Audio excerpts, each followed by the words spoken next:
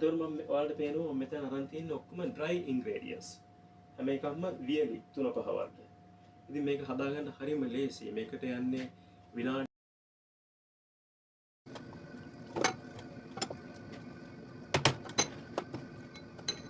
ලුණු, සුදු ලුණු, එනසාල්, කුරුඳු, ගම්මිරිස්, බෙල් පෙපර්, හෝ මිරිස්.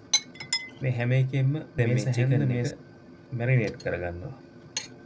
ඒතකොට මම කිව්වා මේ බෙල් පෙපර් දාන්නේ මිරිස් වෙනුවට කියලා. ඒ ළමයිට කන්න නිසා.